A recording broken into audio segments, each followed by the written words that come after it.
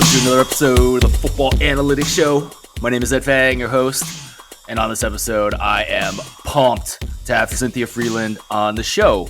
She is a football analytics expert. She works at the NFL Network and is also a host of a numbers game show.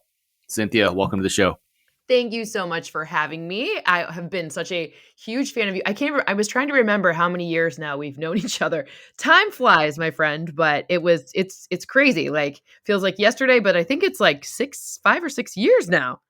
Yes, it has been a long time since the first time we met up at Sloan, and I'm glad we are talking a bunch this season. It's been pretty awesome. The Football Analytics Show is brought to you by the Power Ranks sports betting newsletter. Looking for some action on any given weekend? This is the free service for you, as 5 Nugget Saturday is my curated list of tips and analytics. To sign up for free, go to thepowerrank.com. That is my site for better sports betting data through data and analytics. Cynthia, we're going to go through the awesome 4 games that we have. Let's start with Houston at Kansas City. I really want your take on what's going on with this Houston offense. It's been disappointing compared to what we saw last year with CJ Stroud as a rookie. They did really well against a good Chargers defense, but where are we with this Houston offense? Well, the two things that are most blaringly different from last season to this season are CJ Stroud's performance when blitzed and against zone defenses. Both last season, we can go through specific numbers. However, he was like top 5 in the league against either look, or both looks, I guess, are also a situation where he was great. This season, we haven't seen that. I mean, specifically against the blitz, it's more interceptions than touchdowns. And last year, he was really great in this metric. And one of the things we know specifically from the Chiefs is that they're going to blitz. We know that Steve Spagnuolo likes to bring the heat, and we also know that when it comes to playing zone, they just played each other a couple weeks ago back in week 16. So we have some recent results there. And then you layer on top of that what happened against the Chargers, where it really took CJ Stroud finding some success on inbreakers before the run game even happened. So typically you need the run game to help support the passing game, and it's a lot tougher sledding when it's the other way around. For sure. If I'm understanding correctly, like your kind of performance or your grades or whatever under pressure tend to be pretty random from season to season, or just tend to be random for quarterbacks, whereas your stats in a clean pocket tend to be more stable.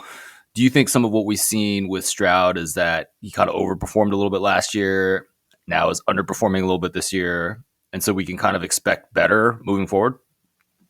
I think here's to me, like the pressure, I agree, like overall pressure, that is a completely fair statement. The problem that this year they're having is that the interior offensive line is bringing a different pressure on CJ Stroud. It's the worst interior offensive line in most of the metrics we look at. Pressures allowed, sacks allowed. And then on top of that, they're having all these penalties as an O-line. So now you're in first and 20. Not a good look, right? Very difficult. So it's much easier to get pressure if you're in first and or second and 20 or something crazy like that than if you're in a regular down and distance. So while I'm totally with you that the results against pressure tend to be different, if you look at like time series forecasting versions of the stats, then you have to see like, well, what happened the down before to get to this down? And you're like, well, it's just so much interior pressure and then so many self-inflicted wounds. So I think we can expect better going forward, but I do think that part of that will be if they can find a way to keep, in this case, the Chiefs defense from bringing pressures from all over that front. And if the middle of that pocket can stay intact just a little bit longer, Stroud would have a much better opportunity. Also, where are we with the Kansas City Chiefs? They've set some kind of records for winning one-score games this year. They're not blowing out teams. I feel like the defense has regressed a little bit from what we saw last year when they won the Super Bowl. Where are you with the Chiefs? The thing that the Chiefs have going for them are that they're now in a time of the season when many people are not healthy. They're getting healthier. Their offensive line, we'll talk about that, like that's a different issue. However, their defensive front, this is the first time we'll have kind of everyone playing. Like they could even get a cornerback, that they haven't had in a while in Watson. Like, this is a situation where they might be regressing, absolutely, but they're getting more bodies back. And when does that happen in the first week of when does that happen in the divisional round for anyone, right? Like, that is a very fortunate situation to be in. So while I believe that, I mean, I think they have really high points along that front. I mean, it's interesting to see the differences with Chris Jones lining up on the edge as opposed to just in the inside. I mean, you've seen a lot better results because they've been kind of switching it up and bringing pressure from different sides. That's allowed George Karlaftis to succeed a little bit more. Probably Josh Uche will be in that position as well now, assuming that he's actually healthy, he's going to play whatever. So I'm interested to see how, shifting things around will make things different. And Nick Bolton's just had like a crazy season as well. So the fact that they're getting more healthy at such a fortunate time projects for a lot of success, especially against a Houston offense that is confounding. Other than, I mean, we know Nico Collins is good, but so too do the Chiefs. Absolutely. I think the injury thing is interesting. We'll get into it a little bit more with Detroit, who has been so battered, but are getting some people back. I was kind of interested to see just how healthy both the Rams and the Vikings were last week. Teams that had lost guys during the season. I think both teams had everyone that they would have wanted in that game, except for the left tackle from Minnesota, but they traded for a replacement, right? Right. So I feel like, yeah, we're seeing some weird stuff with injuries. I mean, maybe my analysis is off, but like I feel like there's been some healthy teams too. Absolutely. I feel like this year, and I'd have to go back and look at it a little bit more closely, but it kind of feels like certain like concentrations of injuries at different times, right? Like the Detroit Lions got bit big and they're getting a few players back, but they're still pretty banged up. Whereas and then you kind of saw the same thing from, I mean, since Cincinnati had that too on their defense for a while. So it's maybe like fantasy football players that, they're like, oh, all these running backs, everyone's getting hurt, these wide receivers, etc. But like, I think that it's kind of concentrated. I think there are, at least in terms of playoff teams, it feels like it's a healthier overall group. Although, there are some individual outliers like the Lions. Absolutely. Kansas City is an 8.5 point favorite at home, total 41.5. Any leans or opinions there? I think a 7-point win is, I mean, look, I think that Patrick Mahomes after some rest could be, what is he, like 15-3 after 10 or more days of rest. So I'm not worried about rust. This is not a offense that is predicated on being in rhythm as much as some others. He's not a pocket passer. He's not a guy who, like Kurt Warner says on Game Day Morning about how staying in that rhythm is so key for a guy like Kurt and the way that they ran that offense. But that is not how the Chiefs operate. I have a 7-point win. Washington goes to Detroit in the Sunday night game. I think this is an interesting one because of the injuries for the Lions and also how they handle the running of Jaden Daniels. You are also from Michigan. The internet says you are a Lions fan. So let us know how you're feeling about this and then also what your model says. Woof.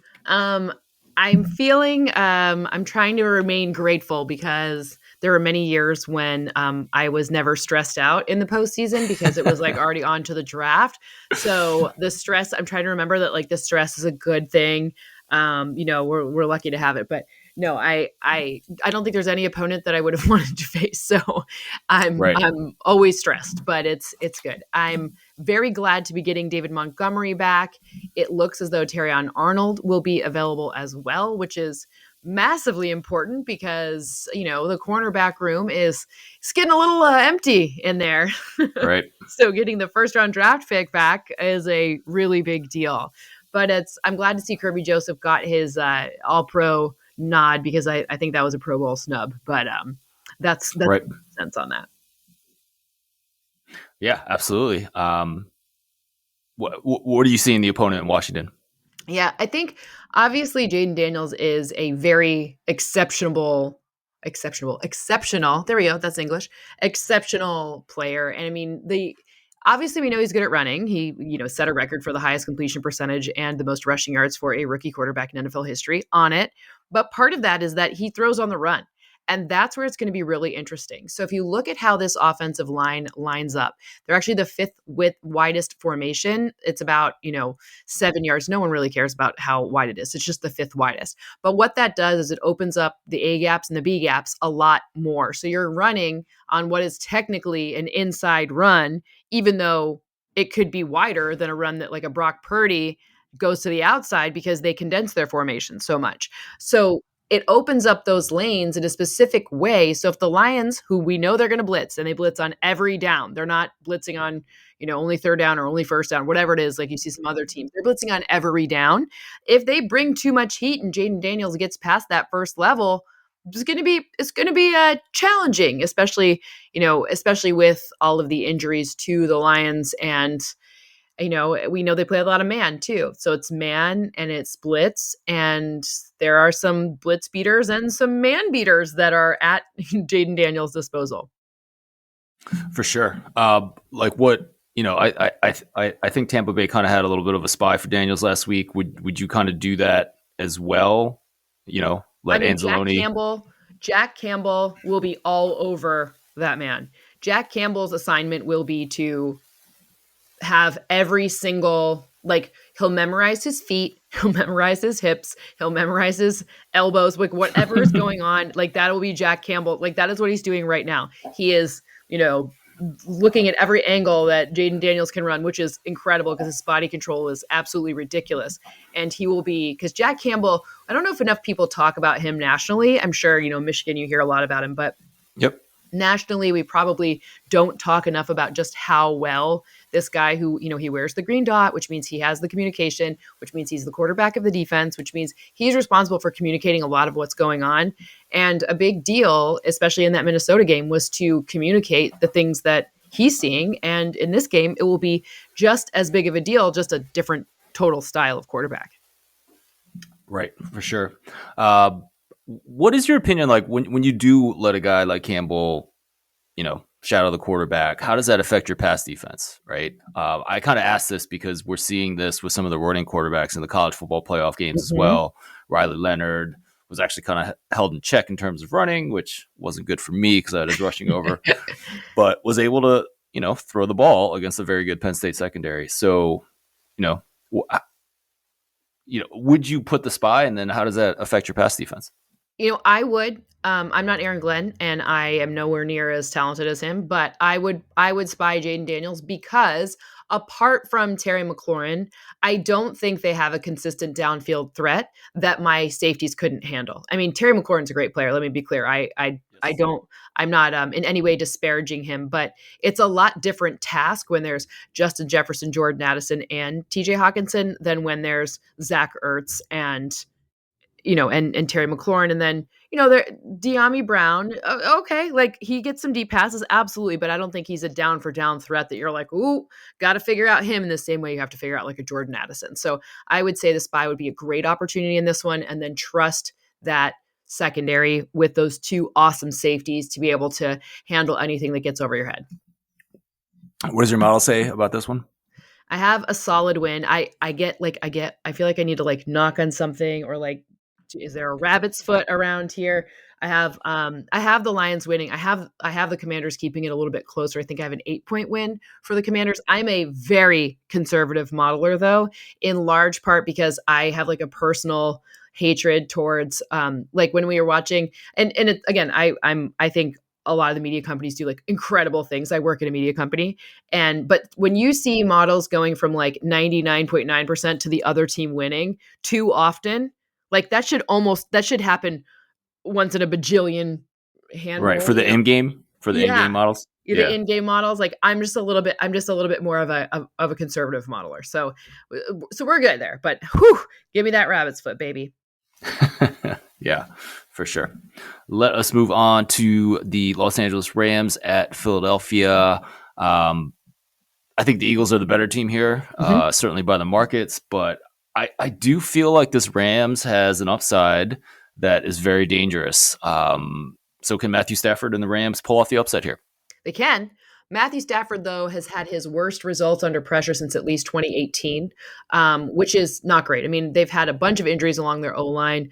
We didn't know if Rob Havenstein was going to play until right before the game last week, and thank goodness he did. That's a huge deal, that right tackle, and that will be a huge deal in this one too. The biggest problem that the Rams face in this one is that their secondary is not the strong suit. It's the front of the defense that is. And if you look at the O line for the Eagles, your girl is a huge O line fan.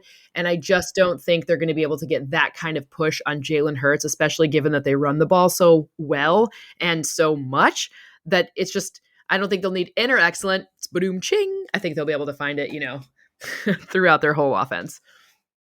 Right, for sure. So you don't you like the matchup of Philly's offense against the Rams defense? Is that? I just think that's the advantage. I think the advantage for the Eagles is on both sides of the ball. And I think when you think about the Rams and you think about the fact that they absolutely clobbered Sam Darnold, you're Right. like, how's that? What are they going to do to Jalen Hurts? Jalen Hurts hasn't been playing this well, blah, blah, blah, blah. But then remember, their O-line has been, to me, it's the second best in the NFC. Sure. Do you feel like that's a big reason for Saquon's success and being able to break all the big plays that he's been able to do? Absolutely. I mean, the fact that Saquon himself has talked about how he's like, oh, this is what it's like to have a running lane. Now, that's a little bit of shade thrown at the Giants, but you don't need to give him a huge lane to run in. You just need to give him a little something. And remember, if you can get up to full speed by the time you even get tackled the first time, it's way easier. If you're traveling faster, it is harder for the defense to bring you down. So breaking tackles, earning yak, things like that. Those are all way better value propositions if you are running with a full head of steam than if you're trying to actually grip to get going and to get your burst going. Yeah, for sure. Saquon was able to break a couple of long touchdowns last time they played. Probably the key reason that they beat the Rams. Are the Rams going to have a better game plan? I think they're going to try. But the problem that they are facing is that, as much as we like to, I love Eagles fans for their passion. I mean, this team is very close to Super Bowl bound and they're like, everything's wrong. The whole world's coming down. And they're like, Right. Kellen Moore, blah, blah, blah, blah. Like they all, whatever. But this is where Kellen Moore has a really nice opportunity to leverage his experience from a lot of different places because he's not saddled with some issue of, one of his wide receivers being not available, right? Both of the main guys are there. His tight end is back. And of course, Saquon's there. So I think this is where having all of the weapons available to him becomes a huge asset. And we get to see why so many people maybe not Philly people, but other people think Kellen Moore is so great. Yeah, but for Philly sure. people, you could win the Super Bowl and they'd find something wrong. And that's what I love about them. They're never satisfied. I grew up in Philly, so I know. Hey, you know what I'm talking. It's not offensive. It's true. It's true. Many of my best friends Santa are from Claus, Philadelphia, so you boo Kobe Bryant when he comes back. That's right. And it's just kind of the way it is. All right, so my model actually has Philly by about 5. What are your numbers saying? I think I have 6. Looks like 6 for me. So yeah, both, same. Pretty close. Yeah, no, pretty close to market.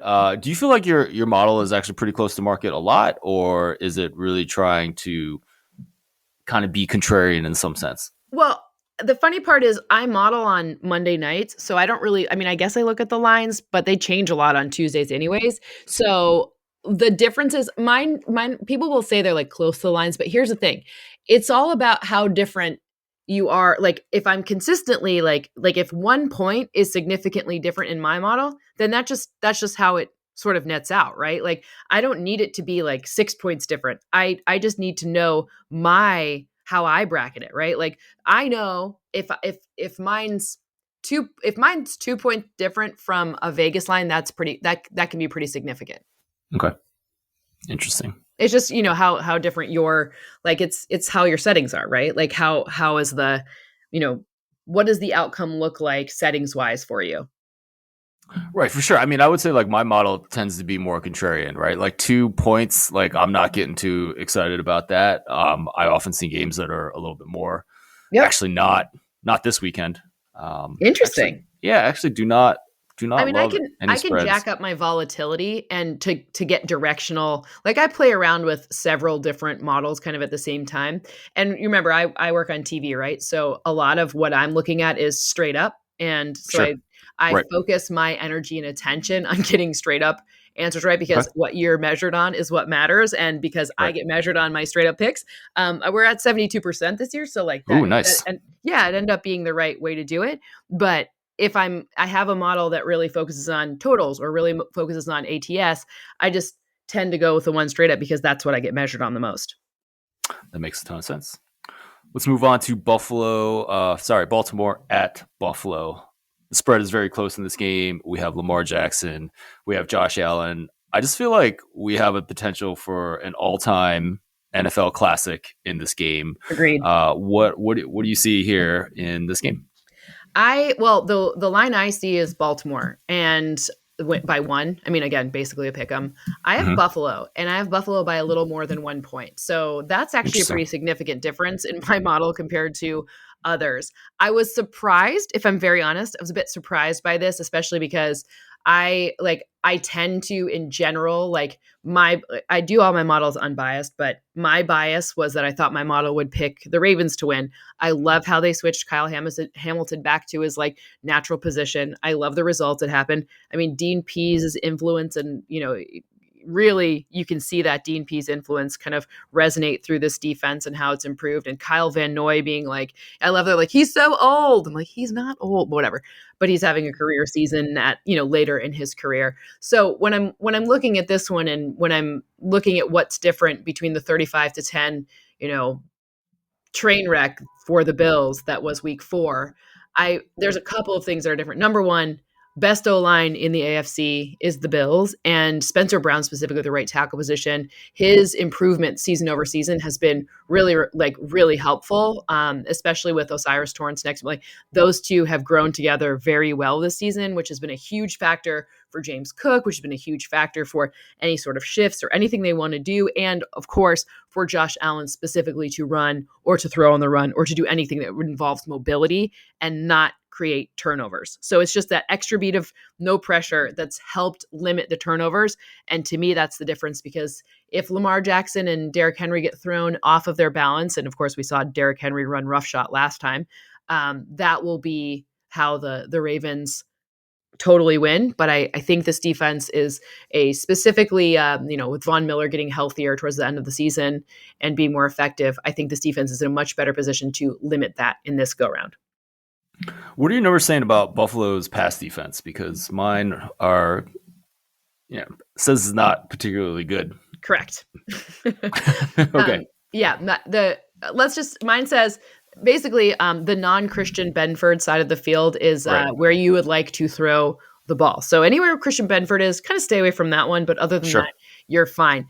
To me, the interesting part for this matchup though is where they'll look to have Matt Milano provide some help. Now, Zay Flowers has not yet been seen at the open portion of practices as of the time we're recording this. So that, Rashad Bateman becomes a much more interesting, or less interesting if you're a Ravens fan, basically easier target to defend, because Zay Flowers, if this isn't a backhanded compliment, I don't know what is. He's not the most precise route runner, which sometimes can actually be an advantage against some defenses like the Bills, who kind of anticipate and are taught about precision. So if you're imprecise, and Rashad Bateman's a more precise route runner than than Zay Flowers. So, Right.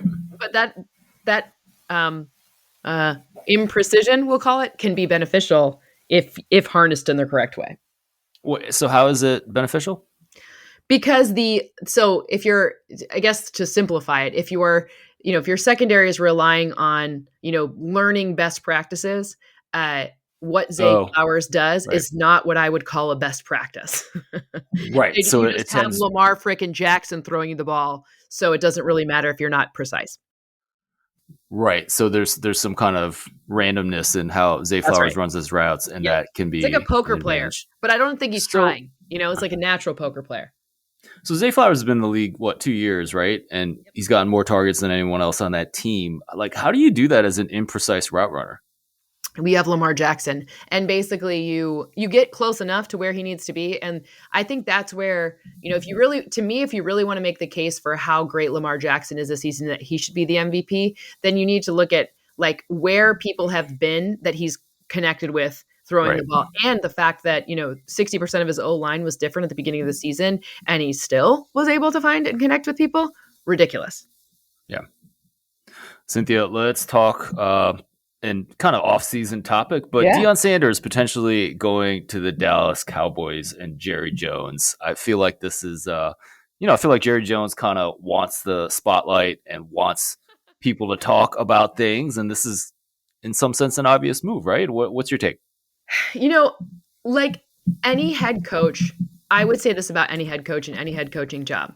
I actually think that this is, whether or not it's intentional, this is actually quite innovative by Jerry Jones, should they make this happen, because I don't necessarily know if I believe the paradigm of a head coach who is just an offensive guy or just a defensive guy and now asked to do both is the way we are doing things now, in large part because people aren't given long enough leashes to learn the other side of how to be like this true leader. Like the way Andy Reid came up isn't happening anymore. The way Bill Belichick Sure. came up isn't happening anymore. People getting fired in like 5 minutes, right?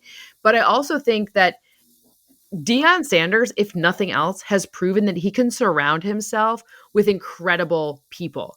And that to me is a way, like if I were an owner, I would pay the crap out of an offensive coordinator. I'd pay the crap out of a defensive coordinator. Sure. I'd get a head coach that I also look, I'd like to be a very rich owner. So, I'd pay him too. And ultimately be like, the three of you figure this out, but you're responsible. I'm holding you accountable for the offense, you accountable for the defense, and you accountable for the decision making along with the GM. And you guys all have to work together. And I need to see it, because I don't think any one thing is correct versus the other.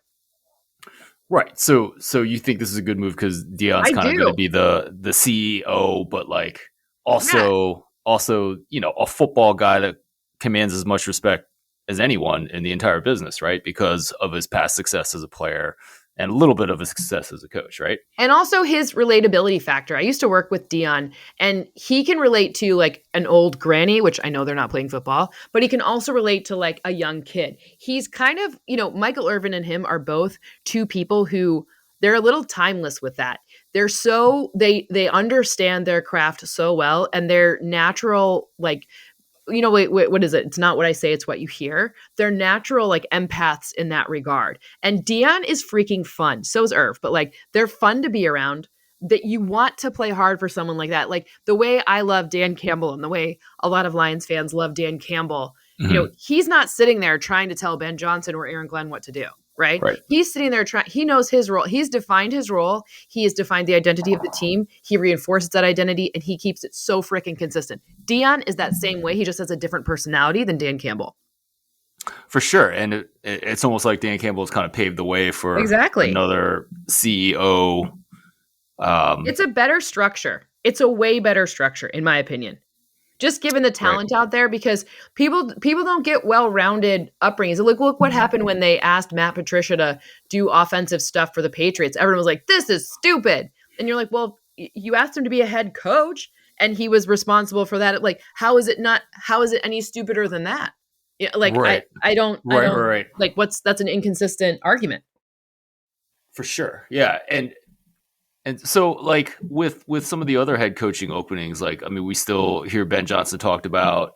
Some teams are still looking for that offensive guy to come in. I mean, I think Ben Johnson to the Bears is what I hear about the most, right? I think it's Ben Johnson to the Raiders. I don't think I'm breaking news, but I think that's where he ends up. Interesting. Mm-hmm. And is he allowed? He's allowed to kind of talk to them and get the wheels moving, even though they're still trucking along in the playoffs. I think because there was a bot. I don't know. I'm bad at the rules. I know he was able to interview this past week, and then that makes sense. I believe then there's a pause. Sure. Yeah, which makes a ton of sense. Yeah. The one thing that I think you should keep track of is not necessarily who becomes the coach or whatever. Any of these teams that need a quarterback, and any of your listeners that are a fan of a team that needs a quarterback, or I would include the Bears in that, because while they have the quarterback, they don't have, like, that was a really bad entree to the NFL. Like, that was not a great start for a really talented quarterback in Caleb Williams.